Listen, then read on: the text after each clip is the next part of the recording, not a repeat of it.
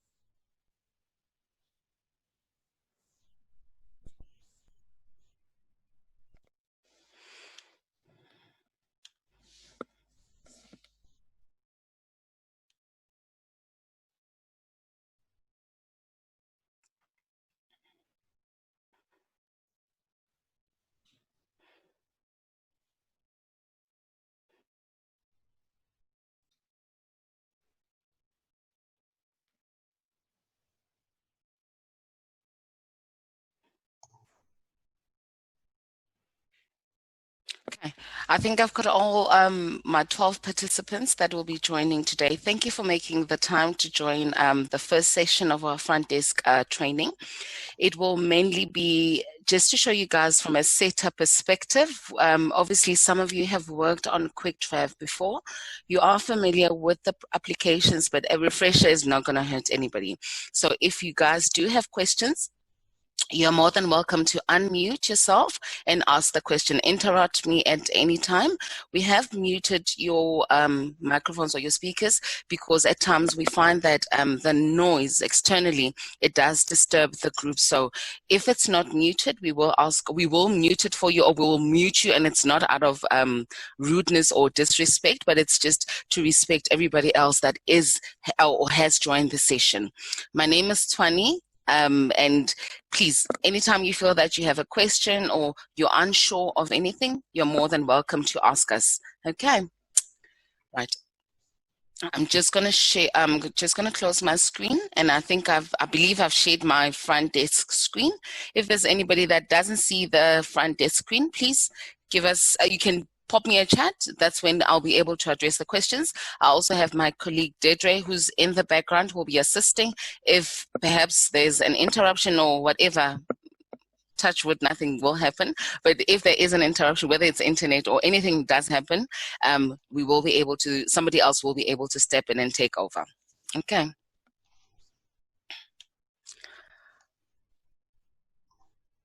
Mariette has just mentioned that she's struggling with her sound. Mariette, can you let me know whether you can hear me or you're not able to hear us before we continue?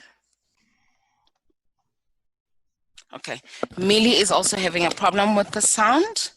Okay, I'm just quickly going to troubleshoot, and sorry about this.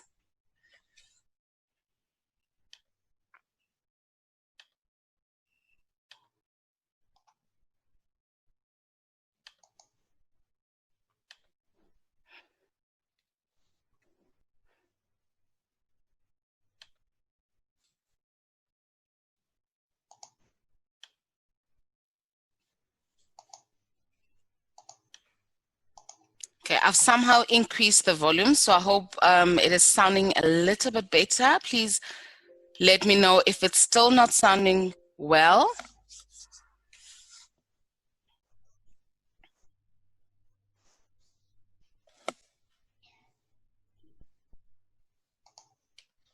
Millie, how's the sound on your side?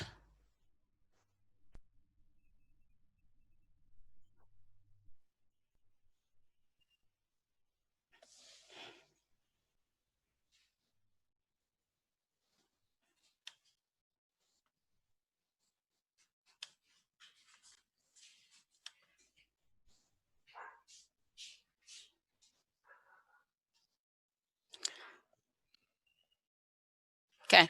I'll wait for you to confirm whether the sound is clearer now or if you guys can hear me, and then I'll be able to continue.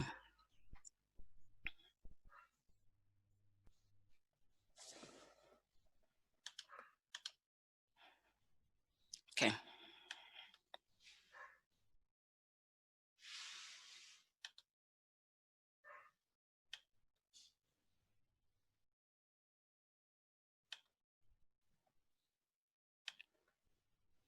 Okay.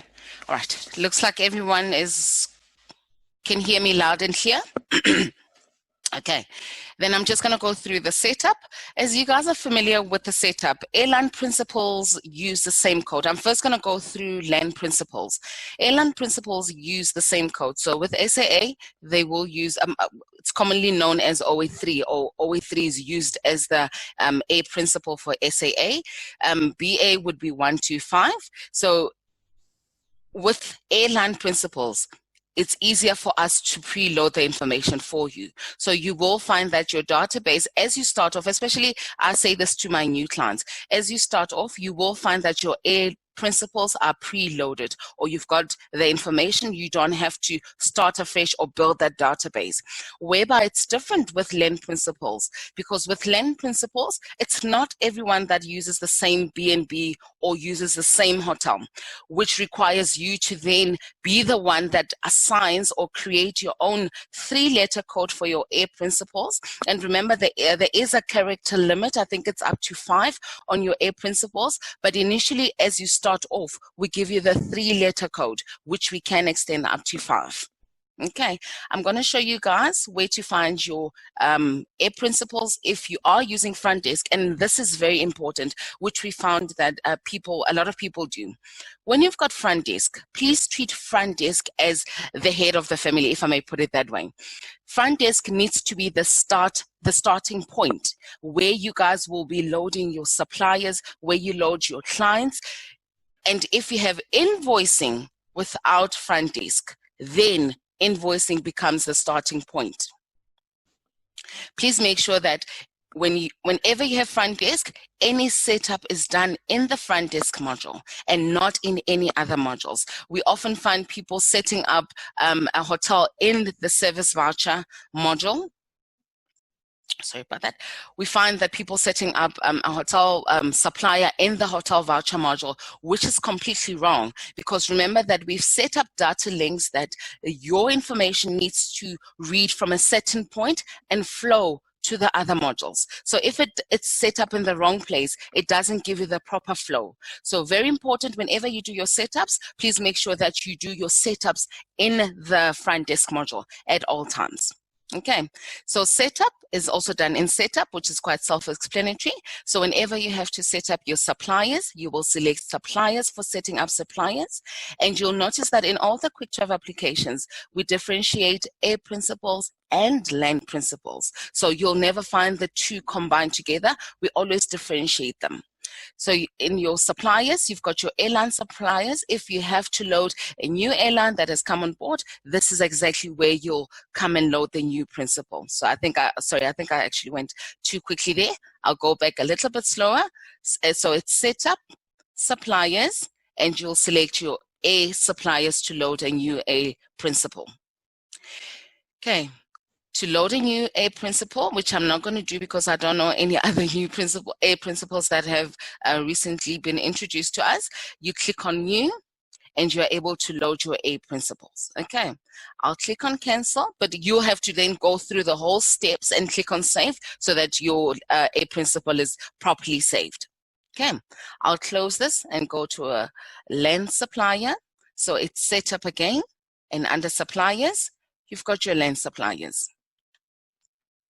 Okay, to load a new supplier. So this, before I continue, this would be a list of all the suppliers that have been loaded or preloaded for you guys. But to load a new one, you click on the new button at the bottom.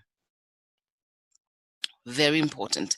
This is where you guys will assign the 3-letter code, which will then feed right through into invoicing, into vouchers, and right through for somebody that does your creditors recon, because this goes to your general ledger and it will sit in your 800 account for all your creditors. So very important, we always say that have one person or two people responsible for loading your creditors. So you avoid duplications, because at times Protea Hotel, I'll make an example of Protea Hotel Limpopo, for example. Somebody might load it as PHL, or another person can load PH but add a different prefix, but yet it's the same supplier.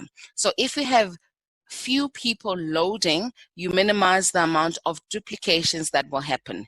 You can never use the same code, but the moment you enter a different name, or you can use different codes, but the moment you enter the same name, the system won't be able to identify that this is a duplicate. It's able to pick it up if you use the same key. Okay. I'm just gonna create, I think, one that I've just mentioned now, PHL, and I'll name it as Protea Hotel Polokwane. Okay, so PHL will be the 3-letter code which are assigned to the supplier. The name is actually the full name of the supplier. Type, it is asking me what type of service is this supplier offering to me. Remember, when you do your land supplier, your new supplier, it's not limited to only accommodation. You can have visas, you can have car hire, you can have tour operators. So you need to link the correct service type to the supplier that you are setting up, which in this instance, I'll select accommodation. Okay, so as you move further down, you'll see that there's a group, which is, sorry, I'm gonna go back 2 steps back. Anything that's highlighted in this field in a slightly bluish or greenish color, that is a mandatory field. Anything that is highlighted in white, or it's got a white block, that is an optional field. So it's not mandatory for you to populate information if it is a white field. But if it's a green field, you are required to put information in there. Okay, so a group, perhaps this is actually a good example, because this could be a land supplier that belongs to the Protea group or the Marriott group, and you want to group that land supplier into whenever you set up Protea Hotel, for example, you want to make sure that when you do a report to see how much you've traded or how much business you've given to the Protea group, you are able to report on it as a group. Okay, so this is where you will indicate a group, and I will show you guys how to set up a group. Okay, so I think right now I've only set up the Hilton Group, Holiday Inn, and Southern Sun. So I don't have Protea Hotel as a group. You are able to preload it so that when you set up your new supplier, you can assign it to that group. The next field is the status. This is very important because we've got 3 statuses, which is active, closed, and inquiries. So if you're just going to be doing quotations and you don't want to report on this land supplier, you can leave it under inquiries. But we always say do it as an active, give it an active status, because at the end of the day you are required to do quotations. Even if you do quotations, at one point you might decide to book through that land supplier. So if you've only done, or you've given them the status of inquiries, you can't do a booking on that land supplier. But if you've linked active status on that land supplier, you'll be able to do both quotations and bookings against that supplier. And if you stop trading with them or you stop giving them business, you are able to close it, but the history will remain in that supplier. So I'll select active in this case. The next field would be my payment method. How am I paying this supplier? So if I've got an account with them, I'll obviously select month end. If it is on COD or if they need cash up front, I will obviously select COD. So whenever it's a land supplier, in most cases, you would use the 2 method of payments, which is your COD or your month end. I'll select month end in this case. And if you do a commission, I think I'm one person who's a bit skeptical about the com. Okay, it depends whether they give you com. As you raise an invoice, they ask you to deduct the commission that you've earned, that they're giving you. This is actually at invoicing stage. So if you earn commission and they ask you, please take your commission and pay us less your commission, you've got the option of putting the commission percentage as you're setting up the supplier. However, if they pay you your commission after the transaction has taken place, and they will do a direct EFT, which is something that we're still going to go through with these training sessions, because in the voucher module, you are able to keep track of the referral commission that you've earned. So it's up to you. You can leave the commission at 0 if they do a direct payment into your bank account, or you can set the commission percentage at whatever rate they give you commission on. But remember that at times you've got additional things that have been added. Maybe it's the extras, and they only pay you commission on your hotel or the service the bed and breakfast only. So it's a bit tricky, because then it will calculate the commission on the total. So that's why I say preferably it's a personal option. I prefer to leave com at 0%. But if you know that your commission is fixed and there isn't any extras or anything that's nitty-gritty that needs to be calculated, you are able to add the commission. But we've given you the option that the com can be added, and you can either add it or you can add it at a later stage when you guys invoice. Okay. There's a little block here, client tax invoice. This is very important.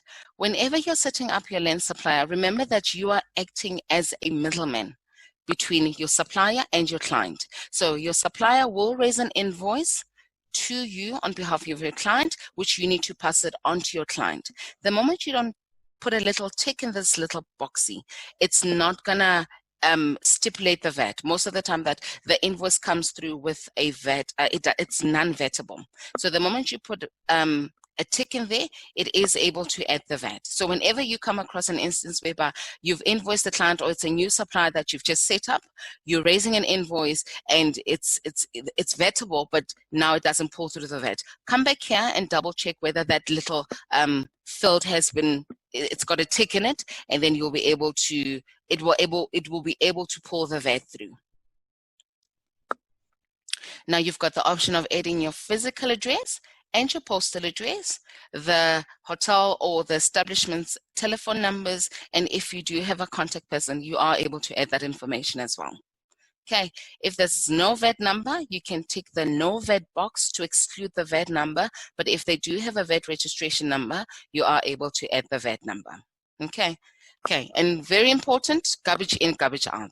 If I put rubbish in, I will get rubbish out. So I am going to be thumb sucking because at least this is not live data. This is demo data. Okay, because it's not going to proceed until I put something in. Okay. And please don't do same as physical address, okay? Okay, I'm just going to put in a fictitious telephone number. And once I'm happy with the information I've captured, and I can click on save. Okay, I don't think I've explained this information on the far right-hand side, but on your GDS, whether you use Galileo or Amadeus or Sabre or Wellspan, you also have a GDS code for that supplier. You are able to add that information. And the more information you add, the better it is for you in the long run, because we don't know what integration will happen in the long run. So if you've got the information already populated, it will help you in the long run. Okay, so you are able to also add the country that the hotel or the establishment is based in, even the region and the city code. Okay, I'll click on save, and that's it. I've done my land supplier. That's exactly how you will do your land supplier. Any questions?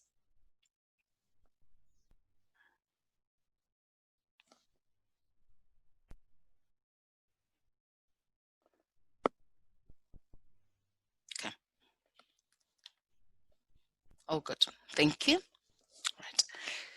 So now, if it's okay for me to move on, I'm now going to show you guys how to load your individual contacts and your corporates. Okay, you often find that, especially think of this, I think the most important thing is when you're doing your setups, think of it as something that's going to be ongoing, because eventually after loading your suppliers, you're required to either do a quotation or you're required to do a booking. So very important is we all often get asked, why is it that when I do a quotation, which is going to be in the next session, why is it when I do a quotation, I first need to load the corporate instead of the individual client? And I often say this to people, think of it as you, as a company.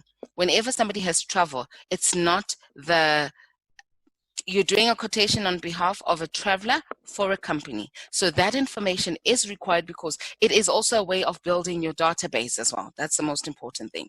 Okay. So in order for you to set up your corporate, you've got your contact clients and you've got contact clients. Okay. Under setup. I'm going to go through the individual titles right at the bottom, which is very important. You'll see as we fill in information, this is exactly where you will go and populate any additional information that is required.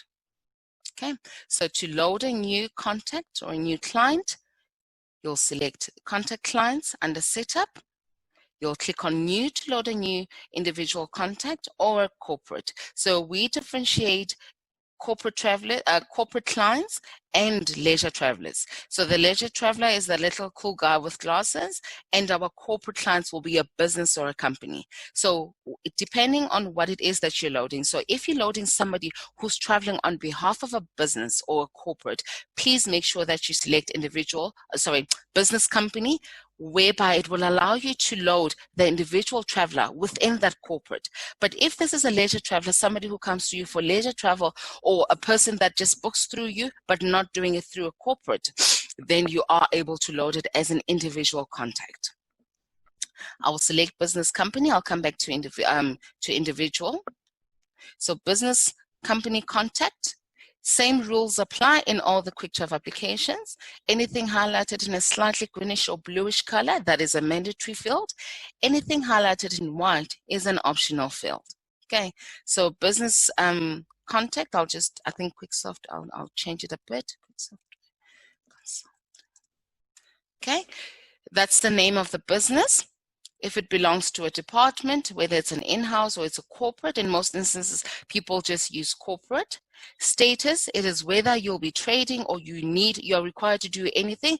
Similar rule applies to when you're setting up your lens suppliers, because you've got active, you've got closed, and you've got a new inquiry. So the new inquiry is commonly used for leisure travelers. If they just need a quotation, we don't know whether they'll come back and do the business with us, you can actually set them up as a new inquiry. You'll be able to do the quotation for them, or a booking, well, I'm thinking of it from a quotation perspective. So if it is just a leisure traveler, I would say do a new inquiry, because we don't know whether they'll be coming back to give you the business. But the moment you have to do anything, whether it is a booking, then you have to change their status to active. But if it is a corporate as well, asking for a quotation or a booking, corporates are likely to come, it's likely for them to come back. So I would definitely use active as the status. And if you do happen not to trade with them anymore or not be in contact with them, you are able to close it.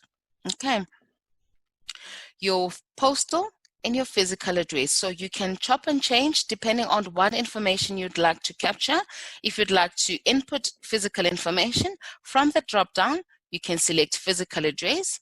And then if you want to capture postal address, from the drop down, you can switch and capture your postal address details. Okay. I'm just going to put something in because it won't allow me to proceed until I put something in. Okay.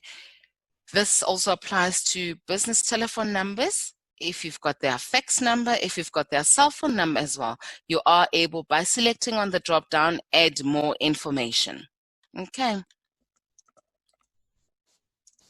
Right.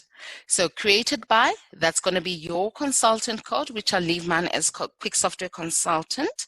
So this is where if you've got credit limits enforced or you've got credit limits activated for this client. But remember that this is the limit, which is the value that you'll be applying, but the whole setup needs to be done in invoicing. Okay. So this is literally, I would say, treat this as a database where you'll just input the information, but you've got the additional features available if you'd like to perhaps add the credit limit figure that's been placed against this client. Also, if you'd like to add order numbers, you've got the option of putting a tick in, so that anything that's been done, whether it's a quotation or a booking, right through to voucher stage, if your consultants are required to put in an order number, you can force them to put an order number. So they won't be able to proceed until they've put in an order number. Fine, they can put a dot or to be advised, but the idea is that I have reminded them to put that information in, although they've put in their own things in. Okay. If you've got a specific accounts person that you deal with, you are able to add the information, the VAT registration number, and the nature of their business, which is what I'm going to show you guys next. So if they also belong to a client group, perhaps I'd say a typical example would be maybe Bidvest. You've got the cleaning service, you've got the food service, and you just want to group it into so that everything belongs to the Bidvest group. Although you'll be raising documents individually for the different divisions, or the main idea is when I want to see how much I've traded with this group, I am able to report on it. Okay. The system also allows you to add notes, such as the credit cards, the loyalty numbers, and any notes pertaining to this corporate client. Perhaps we're not allowed to book a group C, we're only allowed to book a group B. You can put it as a note so that the next person, perhaps you're not in at work on that specific day, or the next person has to assist us, they are able to pick up the notes pertaining to this corporate. Loyalty numbers, such as SAA voyage numbers, or whatever loyalty numbers are applicable to this client, you are able to add them as well. Credit cards, I need to remind you guys that Quick Software, all the applications, they're PCI compliant. So if a hacker had to hack into your system, they'll never see the full credit card details. It will be encrypted. Another thing that you can actually do is password protect the credit cards. So whenever anybody goes into the credit card tab, it will prompt them for a password, which I've activated. So it's not everyone that will be allowed to see the credit cards. It's only if you give them the password to see the credit cards that they'll be allowed to see the credit cards. Any questions? I hope I remember this password. Okay, I obviously don't.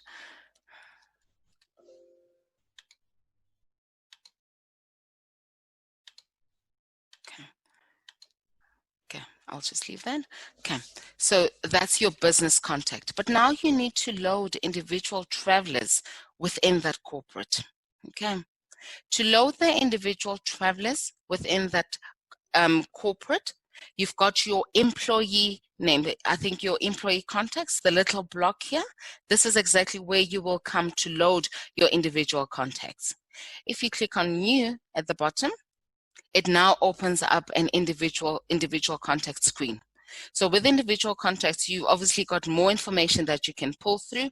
You are able to add their passport number, the expiry date, and I think you are able to load up to 2 passports. Yes, person can have 2. Sure, they've got more. You can't have more than 2 nationalities. So you are able to load 2 passports with expiry dates. The nice thing about this is that you can even run a report on passport expiries and maybe do that as a value add to say, send an email to your client, a mass mail to your clients to say, please be aware that your passport will be expiring and you won't be able to travel, or whatever the case may be. I'm just throwing ideas out there, but the system does allow you to add that information in. So with individual contacts, it's quite self-explanatory. It's the individual surname, name, title, long list of title because some people want to be addressed appropriately. Status, still I'll leave it as active.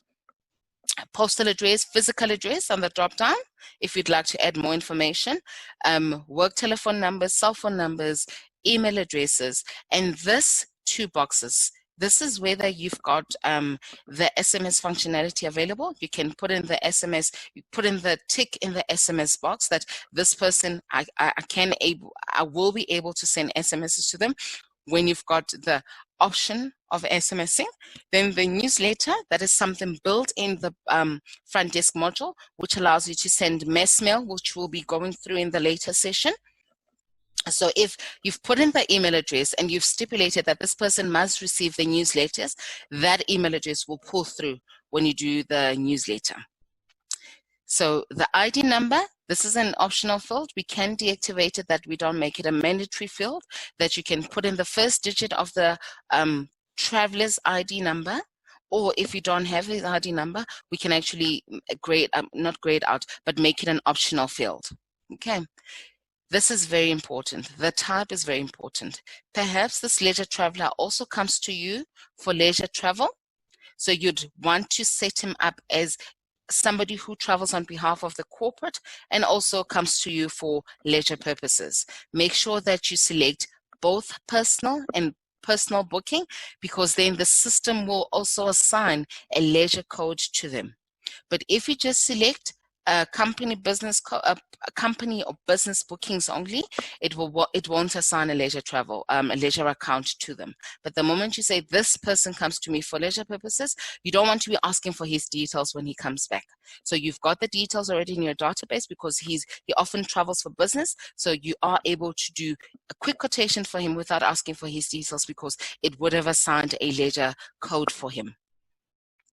Okay, so any interest, perhaps from a leisure perspective, he's a honeymooner or he's interested in golf, you are able to send or create an interest for that specific interest that he has, and only send a mass mail. The idea, or if I may just backtrack a bit, the idea behind interest is you want to communicate to people that have a specific interest. So if I link this traveler to that interest, I'll only send communication to that group of people, not everybody that I have on my database. So that's the idea behind interest. And if it's something similar, it's flags. So if I've set up something as a flag, I can send communication to say maybe he's a Diners Club member, or I can't think of something at the top of my head, but if you flag something as, or he's an Amex card holder, or he's a Voyager member, so you create that as a flag and you link that flag to that individual traveler, you are able to send communication just to that group of people as well that you have flagged to receive that communication, and not to everybody across the board. Okay. The system still allows you to add credit card, perhaps it's his personal credit card, loyalty numbers, and preferences, because we know that preferences are for individuals. So if he doesn't want an aisle seat, you can put, please never book an aisle seat, so that if you're not there, somebody else is able to take over. Or he wants a non-smoking room, or he wants a smoking room. Whatever his preference is, you are able to load that as well. Once you've saved or captured all the individual context preferences and the information that's required, all you do is click on save, which I'll cancel because I have no one to capture or create. Once you're happy with that business contact, it's going to have his name as an individual traveler in the employee name. The more people you add, the longer the list becomes. Okay. So if you are searching for an individual traveler within that corporate, you can search on that list. Once I'm happy with the information I've captured, I click on save. Okay. I never have to figure out what was the last account number which was used. All I do is select on the suggested next code, and the system is able to generate one for me. So it will tell me D22 is the next available one. I'll select it and I click on OK, and there it is right at the bottom. It's created D22 for me as a corporate traveler. Any questions?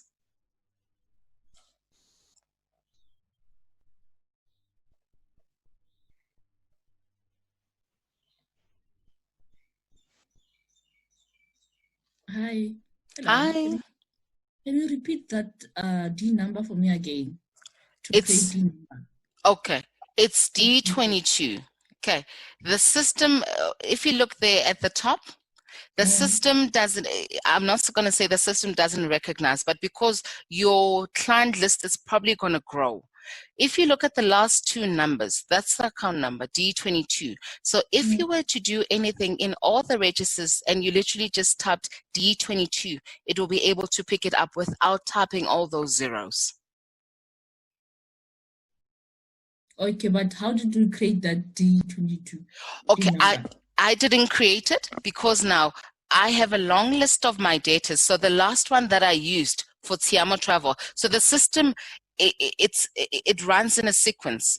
So the system will generate the next available number. So I've already used 1 up to 21. So it's giving me the next available one. Okay. All right. Okay, I understand now. All right. Thanks, Vivian. Thank you. Okay, I can see. Okay, everything is all good. Right. Okay, so in order for you to load your leisure traveler, if you click on new, you literally just select your individual contact. So it's the same information that I've just explained, but because there's no D account number linked to an individual contact, let me just do a fictitious one. Let me do, okay, I know what I can do. Okay, Deidre says,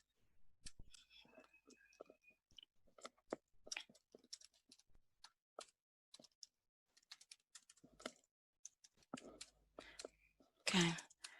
Because the moment you load your leisure traveler, you'll see that the prefix does change. So in all the quick travel applications, remember that we differentiate your leisure traveler with the L prefix and your data traveler, your corporates with the D prefix.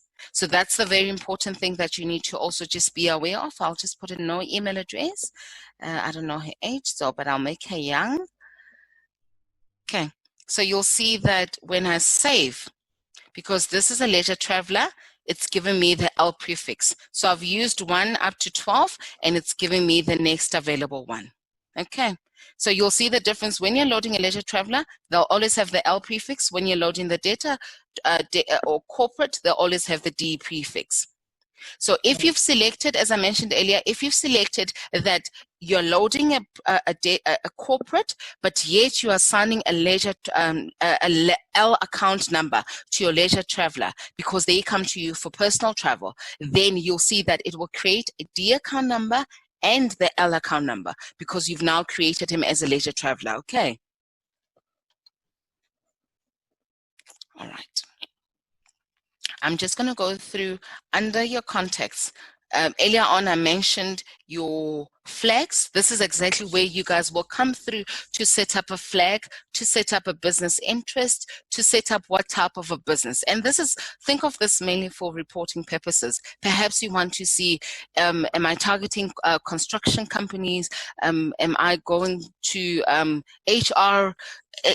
Whatever the nature of the business, you are able to link it, because at the end of the day, if you want to report on the type of business that you've been offering, you are able to do that. Okay, so individual titles, this is where, if you find that honorable is not there, which I know is there, but if there's a title that isn't there, you are able to add the title, because some people want to be addressed appropriately, if I may put it that way, with the whatever title, with the proper title, so you are able to add additional titles. Okay, by clicking on new, adding the new title and giving it a description, whether it's male or female is up to you. That's optional. I'm going to close that. If I go back to setup, under clients and contacts, you've got your general flags as well. Okay, I know in my environment, we've got clients that are on Amex, we've got clients that are on Ivory. So I'm going to give you examples based on what I work with and how I would flag a client. So perhaps Tiamos Travel is an ITC, and I want to send certain communication to maybe my ITCs. I'll create a flag for ITCs.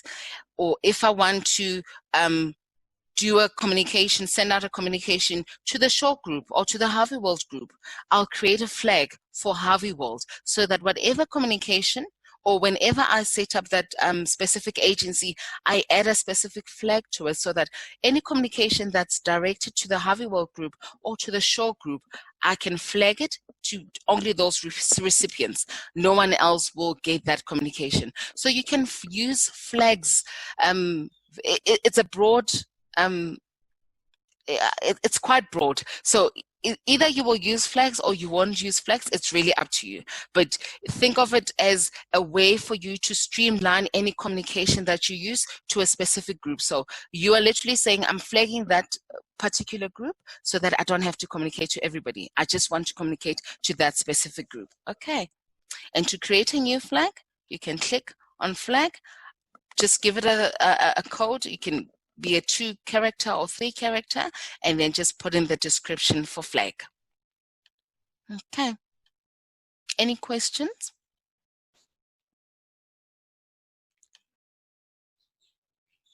Okay. If I go on context again, you've got your individual type and capacities. So if that's information that you would like to add as well, you are able to add it. Okay. Business type and interest, same rule applies. So if you perhaps, I love interests mainly for leisure travelers. Perhaps I want to send an email to people I definitely know they've been to Zanzibar, or there's a promotion at Zanzibar and I want to send communication to my honeymooners, for example, or there's a golf tournament somewhere and I want to create an interest for people that I definitely know love golf. I'll definitely create that as an interest, create the new interest, so that any communication that I send out, it will be limited to only those people with that interest. I don't have to communicate to everybody on my database. I limit that to people that have that specific interest. So you can load the interest, go back into the individual contact. So maybe let's do a fictitious one. Let's do maybe honeymooners. Honeymooners. Not that I'm getting married, hey? Honeymooners. Okay, we'll close that. Leisure traveler. As I click on interest, there's my honeymooners. So whenever I send I need to send out a mass mail, then I'll just filter it that I need to send communication to only my honeymooners, and it will only send an email to those people that I have selected. Okay. Any questions?